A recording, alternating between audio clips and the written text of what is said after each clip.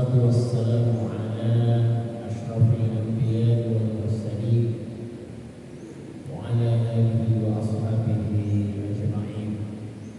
رب اشرح لي صدري ويسر لي أمري واحلل عقدة من لساني يفقهوا قولي. أما بعد، قال الله تعالى في القرآن الكريم: أعوذ بالله من الشيطان الرجيم.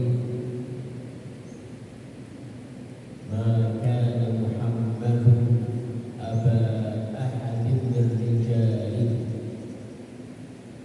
ولكن رسول الله وخاتم النبيين وكان الله بكل شيء عليما. صدق الله العظيم. Yang saya hormati Kepala Rektor Universitas Muhammadiyah Semarang, Profesor Dr. Hasan PPD, beserta jajaran pimpinan Unimus, Bapak Ibu Dekan, pimpinan Fakultas Tenaga Pendidikan, dan semuanya saja keluarga besar Universitas Muhammadiyah Semarang yang berbahagia. Pertama, kita bersyukur pada Allah Subhanahu wa Ta'ala, kali ini kita bisa hadir di majelis ilmu, bisa hadir di forum penuh barokah untuk sama-sama mereview, menyegarkan kembali peristiwa Maulid Nabi Muhammad Sallallahu Alaihi Wasallam. Sebelum lanjut, saya ucapkan terima kasih kepada khususnya Pak Rektor beserta jajaran dan juga keluarga besar Unimus atas kehormatan yang diberikan kepada saya untuk membersamai Bapak Ibu semua pada kajian Kamis ini. Dan juga saya berterima kasih atas dukungan dan support dari Bapak Ibu semua kepada proses pencalonan saya sebagai atasan pendidikan dan kebudayaan di Riyadh, Saudi Arabia. Dan alhamdulillah lewat perjuangan yang ngeri-ngeri sedap anak sekarang itu, ya, akhirnya saya ditetapkan sebagai atasan pendidikan dan kebudayaan perwakilan RI di Riyadh, Saudi Arabia. Ya, kita bersyukur dari kader Muhammadiyah ada yang bisa menempati posisi strategis sehingga mudah-mudahan nanti bisa berkontribusi untuk pengembangan Universitas Muhammadiyah, baik itu Unimus ataupun kampus-kampus Muhammadiyah yang lainnya, dan tentunya juga kolega-kolega kita semua di Indonesia. Sebagai tuan rumah, jika ada yang mau berkunjung, saya senang sekali kalau sudah di sana maksudnya, ya, jadi bisa bertemu dan melakukan program-program yang nanti bisa diimplementasikan untuk pengembangan SDM kita semua. Bapak Ibu yang saya hormati, hari ini kita akan melihat, ya, bagaimana Al-Quran bercerita tentang Nabi Muhammad Sallallahu Alaihi Wasallam. Jadi kalau ada pertanyaan memperingati Maulid itu sebenarnya yang diperingati itu apanya? Nah, ini kan pertanyaan besar. Yang diperingati itu apanya? Karena orang lahir itu biasa, orang meninggal itu juga biasa, orang menikah itu juga biasa. Maka pelajari, yang kita pahami, yang kita segarkan itu bukan peristiwa-peristiwa yang biasa-biasa, tapi peristiwa yang luar biasa terjadi pada Nabi Muhammad Sallallahu Alaihi Wasallam. Nah ini mengapa kita perlu melakukan penyegaran ya terhadap peristiwa Maulid Nabi Muhammad Sallallahu Alaihi Wasallam. Nah, mari kita lihat di dalam surat Al-Ahzab ayat 40.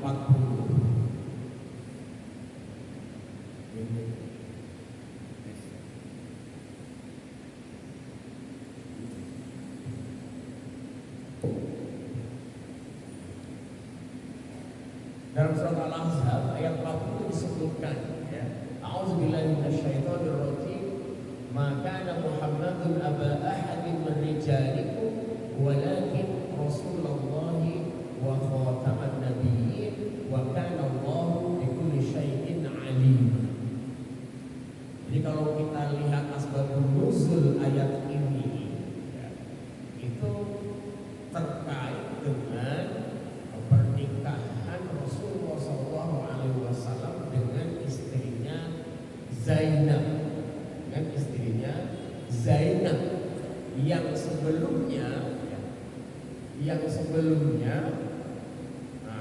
dia terkait dengan Zaid bin Harithah yang diangkat oleh Rasulullah SAW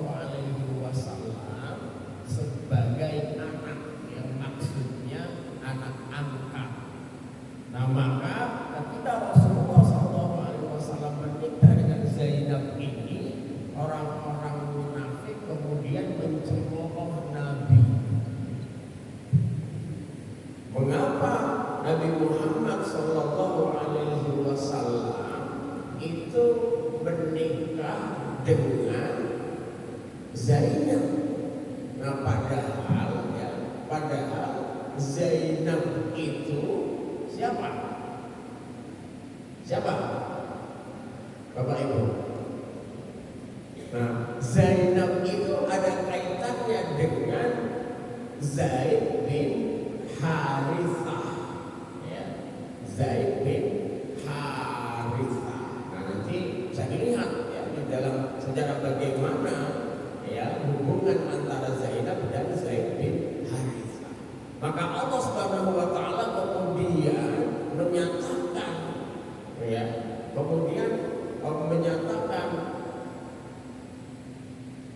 dan menolak cemoohan orang-orang munafik. Gitu. Dan kata Allah, Rasulullah itu, Muhammad itu sesungguhnya bukan bapak salah seorang di antara kamu. Walaupun Rasulullah SAW itu mengangkat Zaid ya bin Harithah sebagai anak, tapi itu hanya anak angkat, bukan anak yang sesungguhnya. Nah ini Bapak Ibu, secara kontekstual ayat ini sesungguhnya ya. Nah ini kalau di dalam fenomena hari ini tuh ada yang nyambung Bapak Ibu. Itu kan ada tuh di YouTube ya, di medsos tentang apa Bapak Ibu? Ya ramai Pak Rektor ini soal urusan bapak membapak ibu, ini kan? Nah ini ramai Bapak Ibu, jadi kan ramai itu. Saya pernah diundang oleh UIN Jakarta untuk membahas tentang nasab. Ya, nasab itu beda dikit antara nasab, nasib, dan nisab ya. Nasab, nasib, dan nisab. Dan kalau kata orang, kalau nasabnya bagus, nisabnya besar Pak Rektor. Katanya gitu ya. Tapi kalau kecil ya memang sudah nasib. Nah, itu apa sebenarnya otak-atik bahasa ya kan. Nah, itu kan Pak, saya pernah diundang itu untuk membahas itu dalam perspektif ilmu periwayatan.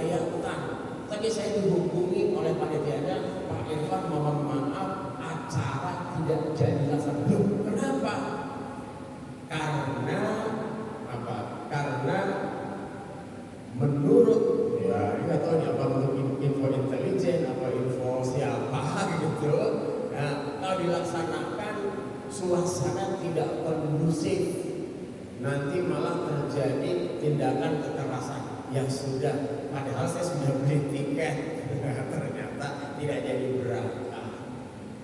Nah, kemarin juga kampus di UIN ya, dimana saya lupa juga itu tidak jadi, menyatakan karena kondisi tidak kondusif. Ya ternyata soal ini tuh ya penting ya, karena apa itu tadi mungkin terkait dengan nisab gitu ya, Nah tapi itu ya analisis lain. Nah akhirnya apa? Nah ayat ini sesungguhnya menegaskan bahwa menisbatkan diri kepada Nabi Muhammad Sallallahu Alaihi Wasallam itu sebenarnya yang substantif itu bukan apakah kita nyata-nyata secara genealogis ya menjadi keturunan Rasulullah Sallallahu Alaihi Wasallam, tetapi yang paling penting adalah kita harus membuktikan bahwa secara ideologis kita adalah pengikut Rasulullah Sallallahu Alaihi Wasallam. Makanya kita Muhammadiyah, ya kan? Jadi Muhammadiyah itu Bapak Ibu, kalau dari segi bahasa itu jelas. Ya nisbat dalam kata Muhammadiyah itu menunjukkan apa? Jadi ya nisbat itu untuk menunjukkan sifat, untuk menunjukkan kepemilikan, untuk menunjukkan kelekatan. Makanya Muhammadiyun. Kemudian mengapa jadi Muhammadiyah?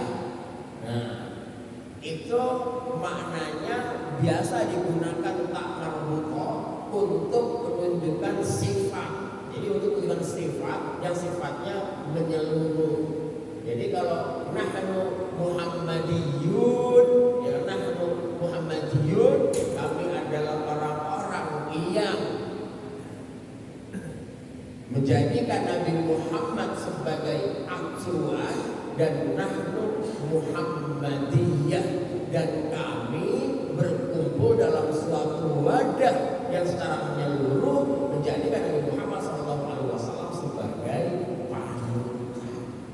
Maka itu maka Nabi Muhammadun aba ahadin min rijalikum.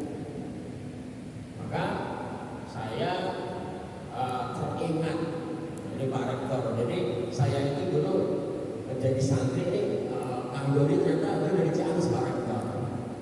Ternyata Pak Dodi ini saya ceritakan kampung Ambon itu di mana di Kawali. Kawali itu Bapak Ibu itu salah satu sentra pembuatan tahu bulat 500 dadakan. Itu saya tahu Pak Dodi. Nah dari situ Pak Dodi. Dan ternyata kampungnya Pak Dodi, kampung saya itu sama produsen tahu bulat Pak Dodi. Ternyata kita sama tahu bulat Pak Dodi.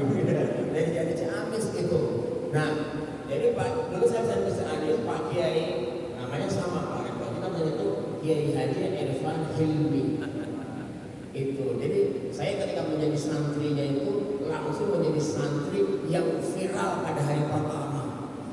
Kenapa viral? Karena namanya sama dengan Pak Kiai. Kemudian saya agak stres sekali. Kata saya, kok kenapa namaku jadi sama dengan Pak Kiai? Ayah saya mesem-mesem ditepuk. Kamu tahu nggak? Iya, dulu kamu lahir itu bapak tuh udah kenal Pak Kiai itu. Biar kamu minimal kamu semangat belajarnya seperti Pak Kiai itu. Karena Pak Kiai itu ulama terkenal di Jawa Barat. Bersama Kiai Haji Ishaq Farid gurunya, bersama Kiai Haji Ikhlas Kurnia, bersama Kiai Haji Anwar Musadda, dan seterusnya. Nah ini teman Pak Kiai Irfan ini paling luar biasa. Ini saya namanya ini manakib ya. Manakib Irfan Hilmi. Tapi kalau saya Pak Kiai Irfan Hilmi ini sampai akhir hayatnya tidak berafiliasi kepada ormas. Ini luar biasa. Sehingga dia menjadi ketua Majelis Ulama Indonesia Kabupaten Ciamis sejak diangkat sampai wafat. Tidak ada yang berani mengganti. Karena ketua-ketua ormas itu lewat semua ilmunya sama dia. Tapi dia tidak berempati kepada ormas. Berempati kepada ormas. Ya, karena bagi dia silahkan ya, semuanya mengembangkan ilmu. Mau pergi ke negara kafir ya boleh, tapi jangan ikut kafir. Mau pergi ke negara ateis ya boleh, tapi jangan jadi ateis. Begitu. Utlubul ilma walau bisin, itu tetap menjadi santri-santri yang soleh. Dia mengatakan, jadilah penerusku, jangan menjadi pengikutku. Nah, kira-kira maknanya gimana nih? Maknanya kayaknya dalam ya. Kemudian saya maknanya, jadilah penerusku, jangan menjadi pengikutku. Ini sesungguhnya pesan keterbukaan. Itulah Islam berkemajuan. Juga Islam berkemajuan. Karena menjadi pengikut dan penerus itu jelas berbeda. Bagi saya pengikut itu ya cukup dengan apa kata gurunya, ya kan? Itu namanya teacher centered learning, ya kan Bu ya? Dalam pendidikan, ya kan? Iya, teacher centered learning, pembelajaran berbasis guru. Tapi kalau menjadi penerus itu juga keterbukaan. Menjadi penerus itu minimal meneladani, mengikuti apa yang sudah dilaksanakan, dimiliki oleh yang diteruskan itu. Nah, dalam bahasa sosial Islam itu kan ada kholaf dan salaf. Ya kan, ada kholaf dan salaf. Jadi kita jadi kholaf itu ya namanya ya penerus, bukan pengikut. Karena kalau pengikut itu yaitu maknanya yang tidak mau mengembangkan dirinya, ya apakah kita ikut. Tapi kalau penerus itu ya harus minimal berusaha untuk levelnya sampai kepada orang yang akan diteruskan tadi, kan gitu. Nah sekarang ini kan mentang-mentang orang tuanya keren, anaknya kan nggak perlu sinau gitu, itu ikut keren dengan sendirinya. Nah itu kan, ini kan menurut saya tidak sesuai. Maka betul kalau Nabi mengatakan al-ulama'u warasatul anbiya. Ulama itu adalah apa? Dia pewaris, waris adalah yang meneruskan. Pada harus menjaga betul. Itu pesan-pesan keterbukaan. Maka Muhammadun aba ahadin min rijal. Jadi dia bukan bapak ideologis. Maka maknanya menjadi pengikut Nabi Muhammad Sallallahu Alaihi Wasallam itu yaitu tadi secara substantif harus paham siapa Nabi Muhammad itu, menjalankan syariatnya. Tidak penting apakah DNA-nya, tidak penting apakah DNA-nya itu kena atau tidak, itu ya musmuhim kata orang Mesir, musmuhim. Tapi selama itu kita menjadi pengikut Nabi Muhammad, meneladani setelahnya, insya Allah Nabi Muhammad itu menjadi bapak kita semua. Jadi bapak kita, ya itu. Jadi tidak ada kalau dalam istilah kajian ilmu sosial itu ada disebut dengan kolonisasi gitu. Nah, ya kita harus mendekolonisasi gitu lah istilahnya. Jadi sebagai antitesisnya kita harus mendekolonisasi tentang itu. Nah, artinya bagaimana ya kita memahami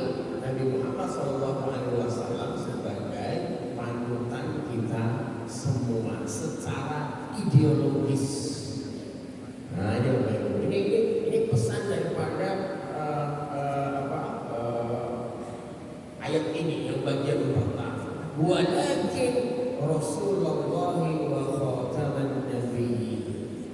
Allah menyatakan ya kan, urusan pembahasan genealogis itu sudah selesai. Tapi yang paling penting Rasulullah itu adalah Muhammad itu adalah Rasulullah, Rasul Allah yang membawa misi dan nabi terakhir. Nah, apa maknanya Rasulullah? Apa maknanya Rasulullah? Maka kalau kita sambungkan dengan yang sebelumnya, menjadi penerus Muhammad Sallallahu Alaihi Wasallam itu harus meneladani karakter seorang Rasul Muhammad Sallallahu Alaihi Wasallam.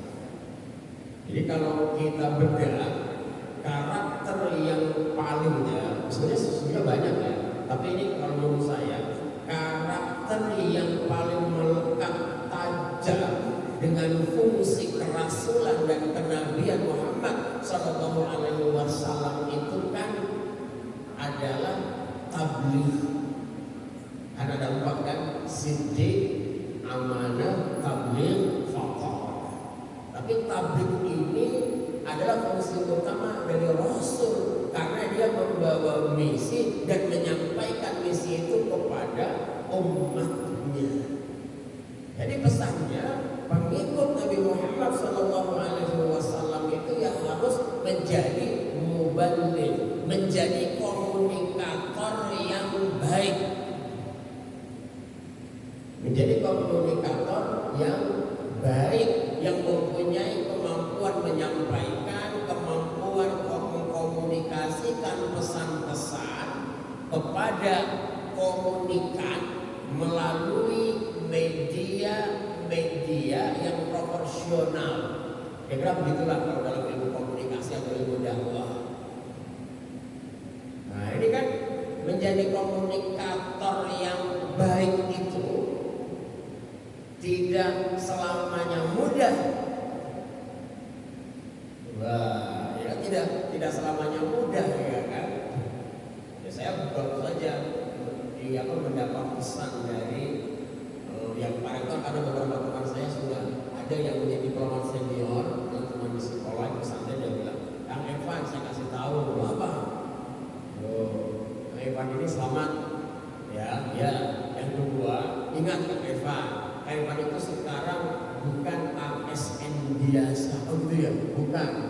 Karena Pak Evan sudah naik levelnya sedikit sebagai diplomat, begitu ya. Iya, karena bekerja di perwakilan itu diplomat. Artinya apa? Komunikasinya harus lebih tertata dan sesuai aturan. Maksudnya begini kan. Taliban itu kan pengamat Islam, kadang pengamat politik, kadang pengamat perguruan tinggi.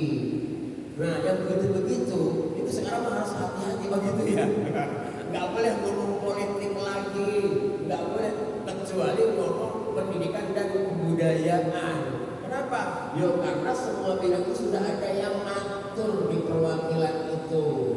Kalau Kang Evan diwawancarai orang tentang bagaimana relasi antara Indonesia dan Palestina, ya nggak usah ngomong dulu. Nanti ada bagiannya yang ngomong itu. Kecuali kalau ditanya bagaimana proyeksi pendidikan, itu jawab. Nah, gitu ya. Komunikasi harus bagus. Gitu. Ternyata menjadi komunikator itu juga ada yang aturannya. Siap, gitu ya. Yang penting demi NKRI ya kita berjuang, ya kan, membuktikan bahwa kader Muhammadiyah itu ya selalu inline ya, dengan apa yang menjadi cita-cita Indonesia yang baik. Rasulullah itu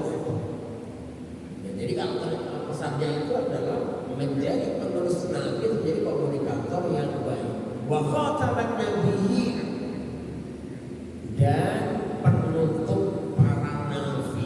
Ya, jadi kalau secara teologis ayat ini menjadi kata akhir, menjadi pemutus pendapat-pendapat yang menyatakan bahwa akan datang nabi setelah Muhammad. Sudah ada orang yang mengaku nabi setelah Muhammad SAW, itu diputus oleh ayat ini. Bahwa Muhammad adalah khataman nabi. Nah, jadi pesan dari khataman nabi ini ya Bapak Ibu, sebagai penutup, ya, maka misi yang dibawa oleh Rasulullah SAW itu kan ada tiga, ada tiga fungsinya. Ada tiga fungsinya. Yang pertama, membenarkan yang sudah benar dari syariat sebelumnya. Nah ini yang membenarkan yang sudah benar dari syariat sebelumnya. Yang kedua, meluruskan yang menyimpang dari syariat yang asli yang dibawa para nabi. Nah, itu.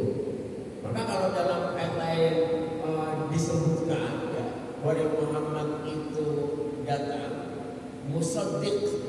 Kalau Ahmad Musaddiq itu mantan akbar itu yang jadi nabi. Dulu ada tuh ya kan Ahmad Musaddiq. Itu musaddiqul lima baina yadayhi, artinya itu. Artinya yang pertama membenarkan apa yang sudah benar dari syariat 24 nabi sebelumnya. Kemudian yang kedua, musaddiq artinya meluruskan apa yang menyimpang daripada syariat nabi. Maka meneladani, meneruskan fungsi tugas Rasulullah SAW itu ya seperti itu. Dan itu saya kira implementasinya sampai kepada perkumpulan terkecil yang terus universitas, membenarkan apa yang sudah benar dan meluruskan apa yang menyimpang dari apa? Dari fitrah. Nah, dari apa? Dari roadmap persyarikatan, roadmap universitas, roadmap amal usaha dan lain sebagainya. Nah ini, jadi khataman nabi itu dia menjadi decision maker paling akhir dari semua konflik yang ada. Iya. Dan itu di dalam sirah Nabi Muhammad SAW jelas. Makanya memang kita ini harus suatu saat itu harus di decision maker. Dan decision maker itu tidak mesti menghilangkan semua orang yang beda. Itu putuskan ini yang masih beda ya nggak apa-apa. Karena memang dinamikanya begitu. Tapi kita putuskan. Ini kata akhir. Ketika Rasulullah SAW menyatakan ini adalah agama Islam yang dibawa dari Allah Subhanahu Wa Taala, tidak semua orang yakin dan mau menerima Islam. Tapi Rasulullah nggak penting. Yang penting aku mubaligh tauhid ini. Urusan masih ada yang tidak percaya ya udah apa. Karena itu bagian daripada dinamika kehidupan masyarakat. Nah ini, jadi dalam Surah Nabawiyah ya, peristiwa peletakan Hajar Aswad itu termasuk yang direkam di seluruh buku Sirah Nabawiyah ya. Dari mulai Khulasah Nurul Yaqin, dari mulai Sirah Nabawiyah Ibnu Hisham, kemudian Ar-Rahim Al-Maktum karena Nubarufuri, dan disitu ada itu peristiwa peletakan Hajar Aswad. Bagaimana Rasulullah SAW menjadi pemutus akhir ketika orang-orang berebut apa? Berebut menjadi atau ingin menjadi yang paling dominan di dalam peletakan Hajar Aswad itu. Hampir Rasulullah kan mengakomodir itu salah satu. Ya, itu dipotret dalam sebuah buku Sirah Nabawiyah. Bagaimana Rasulullah SAW itu memang seorang decision maker di tengah konfrontasi, di tengah perebutan, di tengah kontestasi otoritas. Itu yang dia melakukan itu. Dan akhirnya selesai. Maka sejarawan manapun di dalam buku itu menyebutkan, nah itu di antara abkhoriyah, di antara kejeniusan Rasulullah SAW di usia muda. Dalam tarikh Nabawiyah waktu itu umurnya berapa? Waktu itu umurnya belum 40 tahun. Dan peristiwa itu sebelum beliau bertahanuf di Gua Hira. Ada menyebutkan itu pada saat beliau usia antara 25 sampai 30 tahun. Tapi sudah terlihat ya bagaimana leadership, ya bagaimana kecerdasan mereka. Nah ini pesan-pesan ya dari Rasulullah SAW melalui tadabbur terhadap ya, surah Al-Ahzab ayat 40. Nah, sampai jam 8.15. 9.15 ya. Menurut Pak Kiai Ali Musa Dr. Ali. Nah, ini Bapak. Nah kemudian ya kita ingin melihat ya ketika Rasulullah SAW ya sebagai Rasul, Muhammad sebagai Rasul, sebagai khataman Nabiyyin, apa fungsi yang dijaga Rasulullah SAW. Maka bisa kita lihat di dalam surat Al-Jumu'ah. Surat Al-Jumu'ah ayat 2. Nah ini berarti bisa dilihat ya. A'udzubillahi minasyaitonir rajim.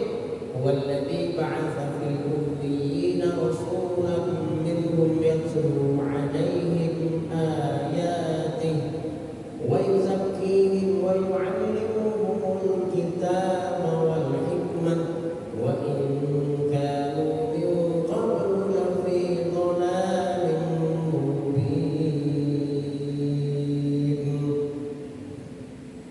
kanu dialah yang mengutus orang Rasul dari Muhammad kepada kaum yang buta huruf dari kalangan mereka sendiri, yang membacakan kepada mereka ayat-ayatnya, menyucikan jiwa mereka, serta mengajarkan mereka kitab Al-Quran dan hikmah, meskipun sebelumnya mereka pernah dalam keadaan sesat yang menyata. Jadi kalau ayat ini ya Bapak Ibu, jadi muhimmatur risalah,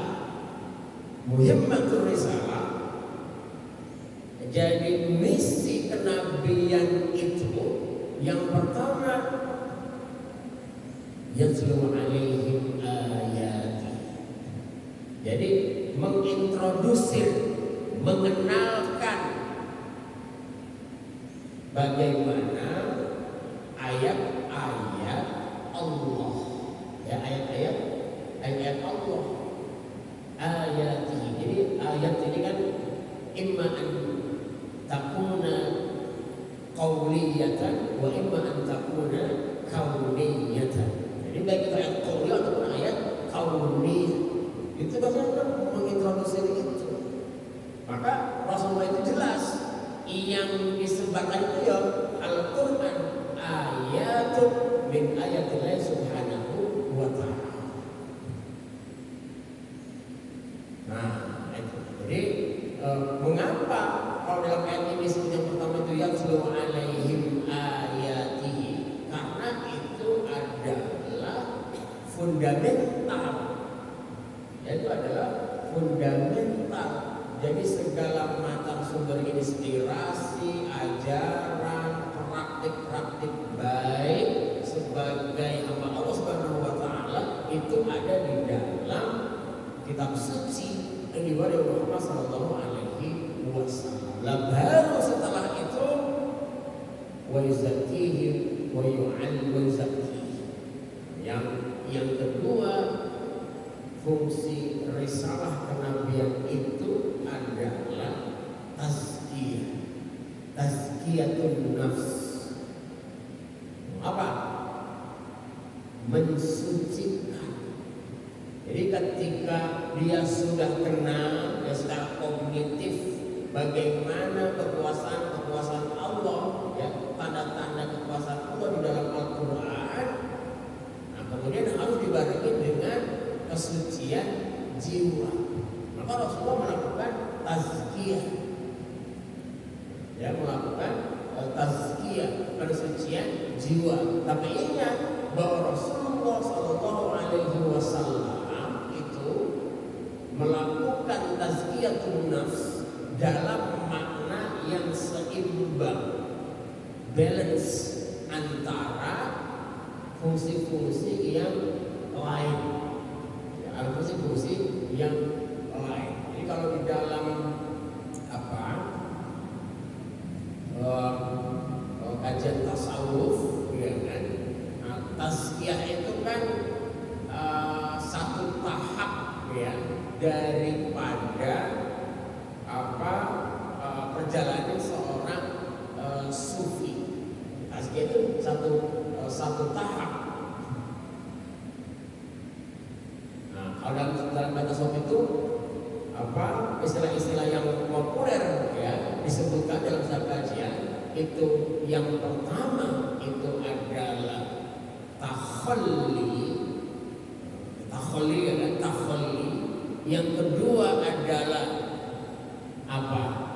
tahalli bilha. Yang ketiga adalah tajalli. Jadi hurufnya itu sama tetapi beda titik. Ya, ini salah satu kehebatan bahasa Arab ini. Takhalli, tahalli, tajalli. Takhalli itu adalah pengosongan. Itu yang disebut dengan tazkiyah, mensucikan, ya kan, mensterilisasi, menjadi mukhlis. Jadi mukhlisina lahuddin, ya, mukhlisina lahuddin, yaitu kalau dalam makna Al-Quran yang paling genuine, mukhlis itu artinya steril dari yang meracuni tauhid, oleh mukhlis. Makanya surat Al-Ikhlas, karena itu surat steril dari racun-racun tauhid. Banyak qul huwallahu ahad, Allahus samad, lam yalid wa lam yulad wa lam yakul lahu kufuwan ahad. Tetapi kata mukhlis ketika mengalami perkembangan pembahasan di dalam ilmu akhlak, ya, mukhlis artinya orang yang ikhlas mengerjakan sesuatu karena Allah Subhanahu wa taala. Itu sebenarnya satu makna daripada kata ikhlas, dan bisa dijelaskan ketika orang itu mukhlis, bersih, steril daripada racun-racun tauhid, ya, maka apapun yang dilakukan, yang difikirkan, yang dipraktikkan itu sungguhnya adalah karena Allah Subhanahu wa taala. Kan yang itu penting, dan itu selalu menjadi pengingat kita. Luruskan niat. Jadi menteri, ya, luruskan niat. Jadi rektor, luruskan niat. Kenapa rektor? Jadi aktikbud, luruskan niat. Aktikbud, ya. Don't worry, Gusti Allah buatan sare, gitu ya Ustaz Ali, ya. Tapi yang penting khidmah dulu. Urusan angka-angka, entok biro itu udah bukan urusan kita. Itu sudah ada yang ngatur di negara. Yang penting bagaimana kita memaksimalkan potensi menebar kebaikan sebanyak mungkin, insya Allah. Itu harus menjadi. Dan saya kira pengalaman kita itu banyak yang seperti itu, ya kan?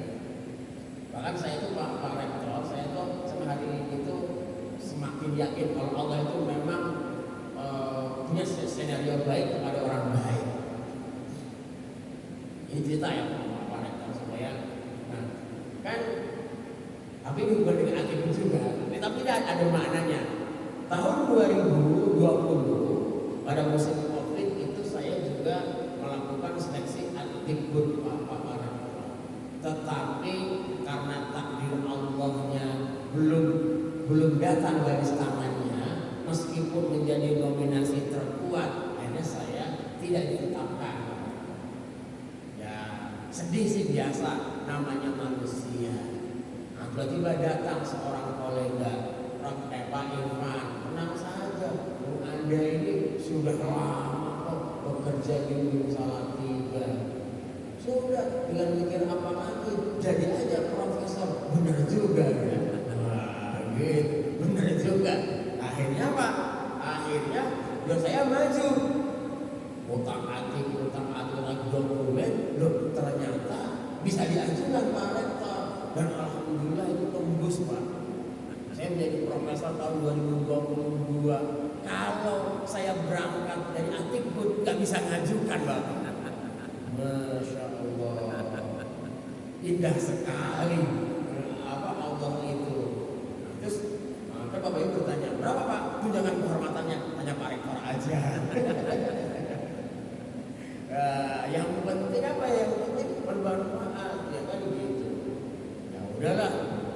Mungkin takdirnya garis tangannya bukan tahun 2020. Akhirnya saya ya daftar lagi 2024 kali aja. Pas sudah 3 kali mendapat gelas gitu kan. Karena orang 3 kali kalah gelas kan. Kalau 3 kali kalah itu. Nah, ya sudah. Dan ternyata takdirnya ya hari ini nih. Nah, udah tembus ya kan. Ya menurut info sih ya dari apa? Dari ada Muhammadiyah juga yang suka ngintip di Jakarta. Memang kami enak mengusulkan Pak Irfan, kan secara akademik Pak Irfan peraih nilai tertinggi dari semua calon. Jadi ini harus diterima. Jadi artinya memang kita harus menjadi yang paling bagus di dalam semua kompetisi, sehingga kalau ada yang mau mendorong, ya enak yang mendorongnya gitu. Nah kalau saya nomor 9 dari 10 kan nggak enak yang mendorongnya. Alhamdulillah nomor 1 dari 10 sebelum ditetapkan gitu. Jadi akhirnya ya Pak Menteri juga mungkin sangat mati HP ya sudah jegrek ya. Mudah-mudahan ya nanti lancar ya Bapak Ibu ya, selalu luruskan niat lah. Nah itu. Nah setelah itu ya nanti bisa kembali lagi bersama Bapak Ibu di kampus ya. Kalau tidak ke kampus ya mungkin ke program dari yang lain, enak juga ya. Ya tapi kan manfaatnya biar menebar supaya kita bisa mengakomodir apa yang kita inginkan pada level yang lebih luas. Nah itu yang kedua itu tazkiyah ya, tapi itu memang tahapan awal. Nah itu udah tazkiyah itu mengosongkan ya, tadi takhalli dan tahalli, mengisi yang tidak ada tajalli sehingga nampak gitu kan. Jadi kan mengosongkan diri, kemudian yang kosong itu diisi dengan yang baru, nanti akan tampak suatu penampakan yang baru. Nah, itu di dalam ya kalau di dalam teori itu ada namanya right the physics ya, jadi perjalanan ritus kalau dalam kajian ilmu sosial yang lain. Nah ini takhalli ya, tajalli, tahalli dan tahalli. Nah setelah itu baru wa yu'allimuhumul kitaba wal hikmah. Ya, jadi mengajarkan kepada mereka itu Al-Quran dan hikmah. Nah ini sifatnya kalau kita pahami, inilah yang disebut dengan transfer of knowledge. Ya, jadi transfer knowledge itu yang nomor 3, nggak langsung. Maka kalau Bapak Ibu guru dosen itu, ayo belajar, Mas. Mulai dari yatlu alaihim ayati, dari situ. Setelah itu juzakihim, lurus Sudah siap belajar? Oke, baru materi topik 1 sampai 16. Aman. Nah, jadi itu juga yang pesan ya, inspirasi daripada ayat tentang misi kenabian itu. Jadi Nabi itu nggak langsung mengajari tentang bagaimana menikah, kemudian bikin negara. Ini diyakinkan dulu kalau dalam Nasrul Nabawiyah, yatlu alaihim ayati itu artinya adalah melakukan reformasi teologis dari jahiliyah musyrik kepada tauhid itu. Itu namanya yatlu alaihim ayati. Dari situ sebenarnya dalam Surah Nabawiyah. Kemudian wa yuzakkihim, nah dia mengajari syariat. Wa yu'allimu wal hikmah, kemudian mengajari isi kandungan daripada Al-Quran dan As-Sunnah. Lewat baik itu lewat verbal ataupun lewat aksi. Nah, ini kan di dalam kitab Kaifa Nata'amal Ma'as Sunnah An-Nabawiyah, Syekh Al-Qaradawi itu menyatakan Ar-Rasulu huwa manhajul hayy. Jadi Nabi itu adalah jalan yang hidup. Jadi Nabi itu yang hidup. Jadi kalau mau melihat bagaimana cara berislam dan itu nyata adanya, lihat Nabi. Bukan teori-teori, sekedar teori-teori, lihat Nabi itu metode yang itu adalah Nabi. Manhajul hayy wa muyassarun, dan selain itu juga Nabi itu yang pemuda. Kalau dalam bahasa persyarikatan menggembirakan, ya kan? Yassiru wa la tu'assiru, basyiru wa la tunaffiru. Mudahkanlah urusan orang, jangan mempersulit. Berilah kabar mereka gembira dan jangan membuat mereka kabur. Nah, jadi ini dalam saat lagi dakwah, nah itu basyiru wala tunaffiru, yassiru wala tu'as. Nah, ini ya. 9:26 terakhir ya. Nah, terakhir kita ingin melihat bagaimana Rasulullah, yang tadi saya sampaikan bahwa Rasulullah melakukan tazkiyah itu secara seimbang. Nah, ini nanti bisa dilihat ya, ada ayat juga ya tentang, nah ini oke. Ini hadis diceritakan datang kepada Rasulullah Sallallahu Alaihi Wasallam salah satu rohtin. Rohtin itu apa? Kalau dalam bahasa itu rohtin itu ma baina salasah wal asyarah, jadi antara 3 dan 7 dan 10. Nah, jadi ini 3 orang datang kepada Nabi, ila buyuti azwajin Nabi, kepada rumah-rumah Rasulullah Sallallahu Alaihi Wasallam yang ditinggali oleh istrinya. Ya, betul. Jadi Nabi kan banyak ya, tapi kita kan nggak boleh salah tuh di dalam memahami kehidupan itu. Ya. Walaupun Nabi menikah 9 kali, tapi Nabi tidak pernah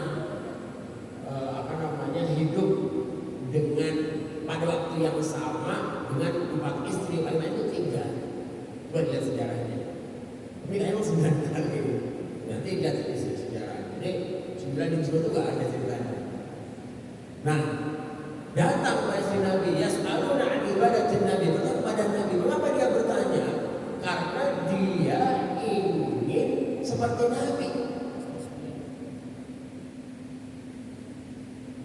Ya, kami itu, yang dalam bahasa agama, kami itu kan tidak ada apa-apanya dibanding Nabi. Maka kami ingin seperti Nabi. Nabi lah. Nabi itu gimana sih? Ya kan? Nabi itu seperti apa? Nah, kemudian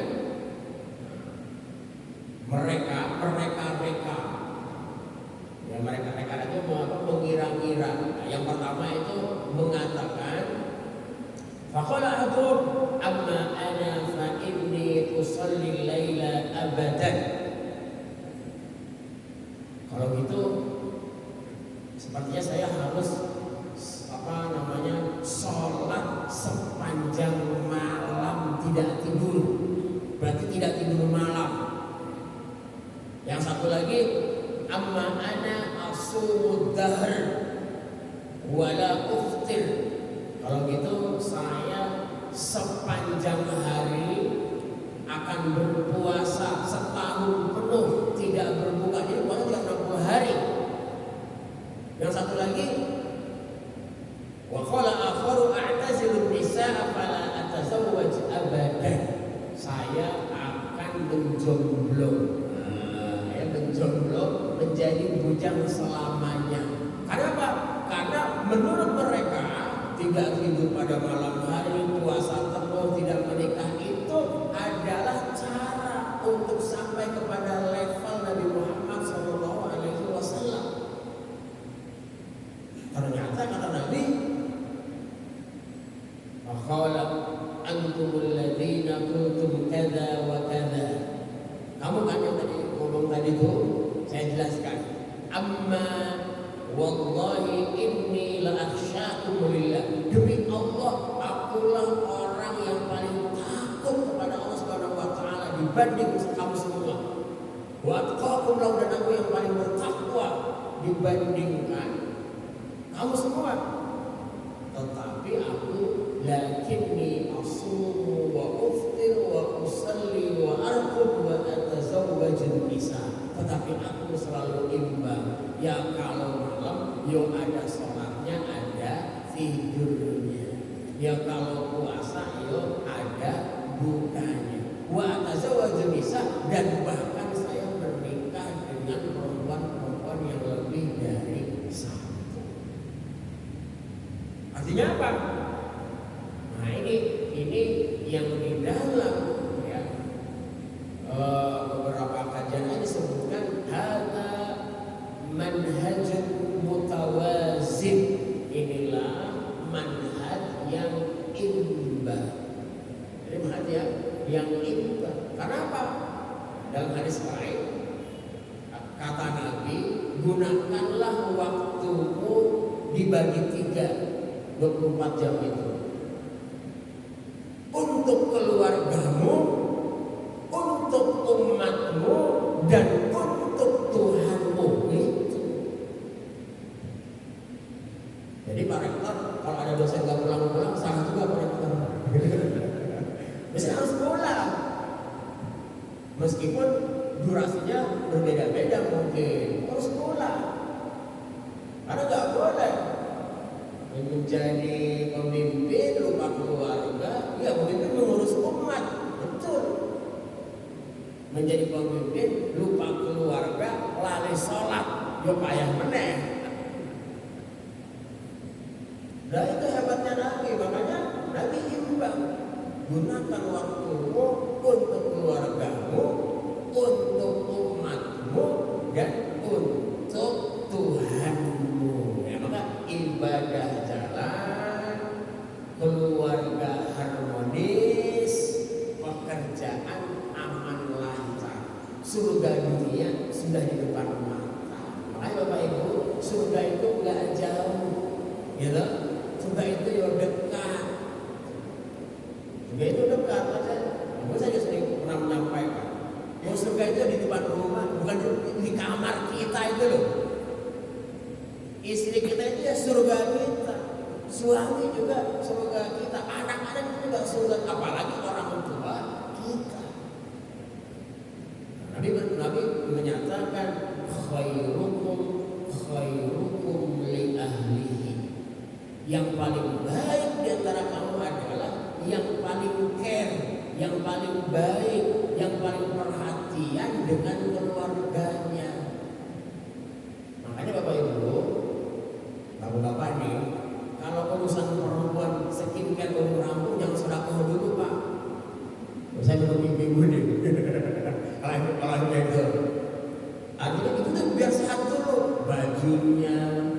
biar sehat dulu ibu-ibu itu. Baru setelah itu bapak sedekah ke masjid. Jangan dibalik, Pak. Minta berikan ini, mesti duitnya buat infak, salah. Itu, Bu, Mama udah beres? Udah beres Pak, ya sudah. Aku sekarang bilang ke anak yatim ya. Nah gitu. Begitu Pak. Jadi ada yang menghitung. Anak-anak SPP beres, UKT beres, bulanan ini beres, biaya gojek beres, bensin beres, ya sudah beres. Selesai anak-anak ya. Oke. Selesai bulan ini. Habis itu kita infak ke masjid, ke persyarikatan, rasisme, jadi semua beres. Dan mudah-mudahan rezekinya tambah banyak. Kan gitu. Itu Nabi itu begitu. Makanya ya, kalau pergi jauh bawa istri itu, ya ternyata harus Pak Rektor. Jadi saya di ini sebagai aktif pun Pak Irfan istri harus dibawa. Karena istri dibawa itu adalah ada pekerjaan adanya. Sudah saya ikut. Kan senang juga kalau dibawa kok. Masa 3 tahun tidak bawa istri sama ayah saya. Maksudnya semangat menjadi berkurang. Betul nggak itu? Betul, itu kan the power of mama. Mesti ada power ya kan. Nah, sudah kita alhamdulillah di luar negeri untuk melayani WNI yang ada di sana atau WNI yang ada di sini untuk mengambil manfaat dari keberadaan negara yang kita tinggal di sini. Nah itu ya. Nah ini imbang terakhir Bapak Ibu ya ini. Nah ini saya tampilkan ini dapat dari ini Pak Rektor ya. Ya bagaimanapun ya. Tabungan ini terakhir nih 6 pesan Kiai Dahlan. Tidak melupakan Muhammadiyah dengan organisasi lain. Nah ini maknanya apa? Loyalitas kepada persyarikatan. Nah, Pak Evan gimana? Pak Evan kerjanya bukan di PTM, ya kan? Ya itu kan sawah, ya kan? Itu kan sawah. Ya sebanyak mungkin kita memberi kontribusi yang kita lakukan. Nah maka di bulan PDM dan lain sebagainya. Kemudian tidak untuk pikir dan ria. Nah, ini saya kira ya tadi sudah dijelaskan. Mengorbankan harta benda, pikiran dan tenaga dengan hati yang ikhlas dan murni. Bersungguh hati terhadap pendirian, tidak sombong dan tidak berbesar hati jika menerima ujian. Luar biasa. Tidak dendam, tidak amarah dan tidak sakit hati jika dicela dan dikritik. Sumber Haidar Nasir, pidato iftitah Tanwir Muhammadiyah Aisyah tahun 2021.